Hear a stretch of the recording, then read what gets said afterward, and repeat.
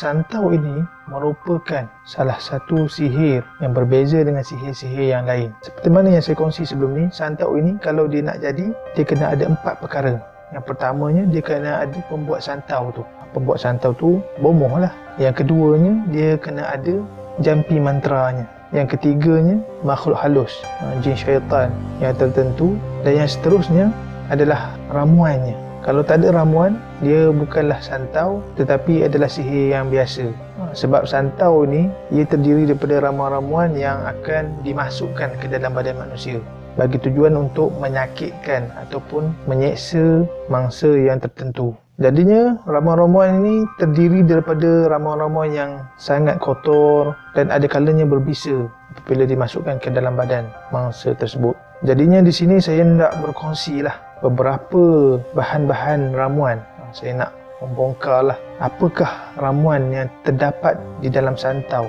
Ramuan santau ini terdiri daripada bahan-bahan yang sangat kotor. Yang pertamanya, ianya diperbuat daripada air ulat cintuk atau ulat gonggok yang berwarna kehitam-hitaman.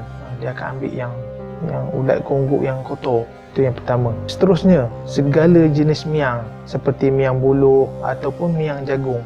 Seperti mana yang kita ketahui, miang buluh ni dia halus-halus saja. Dia kecil-kecil. Saya pernah dapat kes merawat orang yang terkena santau. Bila saya menepuk di belakang pesakit tu, keluar miang-miang halus tu, miang-miang buluh yang menyebabkan badan kita terasa gatal.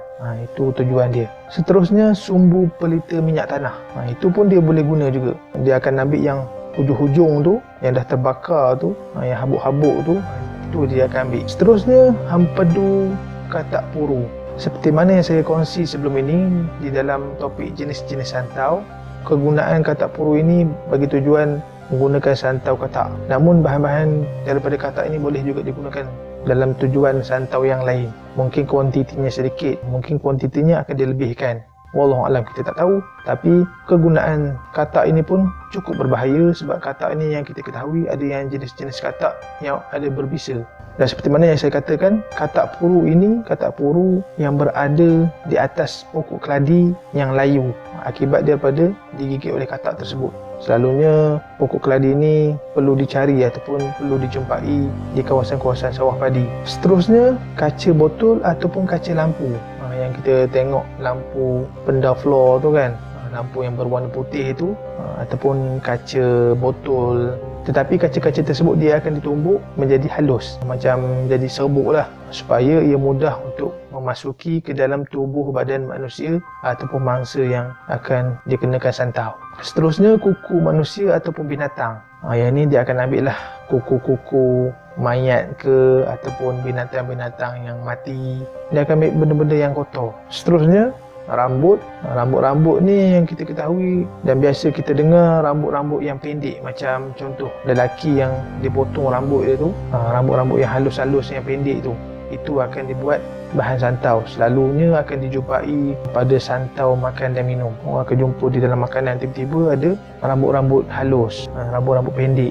Seterusnya, tali sabut. Tahu tali sabut yang besar-besar tu, ataupun ada yang sederhana besar, dia akan direndam selama 3 hingga ke 4 bulan. Ada yang mengatakan 44 hari. Tapi tengok keadaan tali sabut tu macam mana. Kalau lagi lama, dia akan lembut lah. Sampai satu tahap tu, bila dia dah lembut, dia akan diracik-racik halus. Tali tu yang dia akan ambil untuk dijadikan bahan santau. Seterusnya, bisa binatang yang tertentu seperti bisa ular, kalajengking, lipan. Bisa-bisa ni pun berbahaya juga, sebab bila bisa tu masuk ke dalam badan, dia akan memberi kesan yang sangat menyakitkan dan menyeksa mangsa tersebut. Seterusnya, kacang babi. Dikatakan kacang babi ini merupakan kacang yang paling gatal sekali. Kalau terkena kacang ni, tak boleh difikirkan gatal dia macam mana. Na'udzubillah. Sampai satu tahap tu, jika salah satu anggota badan terkena bahan kacang babi ni, dia akan mendatangkan kegatalan yang amat sangat. Terusnya, mungkin bahagian anggota tersebut perlu dipotong sebab terlalu gatal, tak boleh tahan dah. Mungkin orang-orang kita tak pernah dengar kacang babi ni, jarang kita dengar. Tapi orang asli dia tahu kat mana boleh jumpa kacang babi ni. Mungkin anda semua boleh search lah di internet, mungkin ada maklumat berkenaan dengan kacang babi. Seterusnya, tembikar lama. Tembikar yang lama yang mungkin tembikar zaman-zaman dulu tu, dia akan dipecahkan dan ditumbuk halus juga untuk dijadikan bahan santau. Seterusnya bahan-bahan yang kotor lah, barang-barang kotor yang mungkin boleh dikatakan bahan-bahan yang telah tercemar ataupun telah terkena bakteria, virus. Bahan-bahan ni dia akan digunakan juga. Seterusnya, tulang binatang yang mati beragan. Mati beragan ni mati yang terseksa lah. Terseksa diri sendiri. Contohnya macam beruk, monyet ataupun kongkang yang mati tergantung. Jadi apabila binatang tu mati yang sebegitu, maka bahan-bahan di dalam binatang tersebut akan digunakan sebagai bahan santau. Sebagai contoh, dia akan mengambil tulang-tulang binatang tersebut. Seterusnya tulang tersebut akan dihancur-hancurkan menjadi sepihan-sepihan halus dan akan digunakan sebagai bahan santau. Dan juga bahan-bahan gatal yang lain. Ikutlah kepada pembuat santau tu, dia nak guna bahan apa. Asalkan benda tu bahan-bahan yang menyakitkan mangsa dia. Jadinya, bagaimana santau ini wujud? Apabila ramuan-ramuan ini telah dikumpul, cukup syarat ramuan yang tertentu untuk dijadikan sebagai santau, pembuat santau ini perlu mencari satu tarikh yang gelap ataupun hari yang gelap di dalam kalender Islam ataupun kalender Melayu. Dia akan cari satu masa tu yang betul-betul gelap. Lalu pembuat santau ini akan mencari simpang tiga, yang mana simpang tiga ini ketiga-tiganya menuju ke dalam hutan, dan masa untuk pergi ke sana adalah di waktu tengah malam pukul 12. Dia ada spesifik sikit. Dan seterusnya, pembuat santau ini perlu pergi seorang diri tanpa ada sesiapa pun menemani. Seterusnya, apabila sudah berada di tengah-tengah simpang tiga tu, pembuat santau ini perlu membaca jampi mantra yang tertentu untuk menyeru makhluk jin syaitan ini, dan bahan-bahan santau yang berada di dalam bekas akan ditutup dengan sehelai kain. Cara nak tahu macam mana santau ini akan aktif apabila dibacakan mantra tersebut dan tiba-tiba kain yang menutupi bahan santau itu terangkat naik ke udara, lalu akan keluar satu suara. Suara itu berbunyi, "Aku menurut perintah kamu."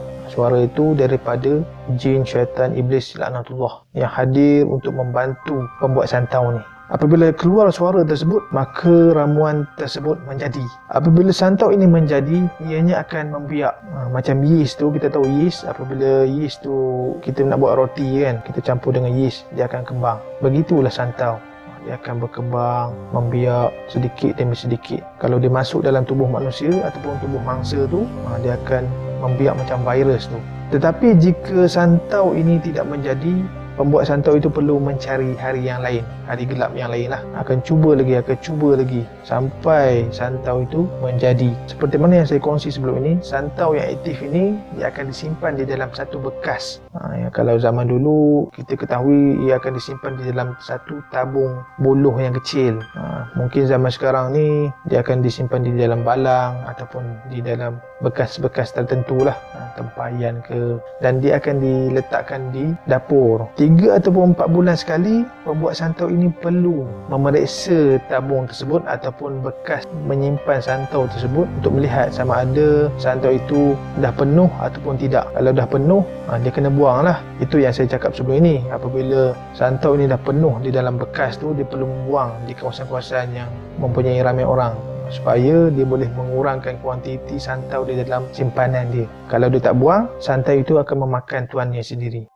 InsyaAllah saya akan meneruskan berkaitan dengan topik santau ini dengan tajuk tanda-tanda terkena santau di dalam tubuh kita.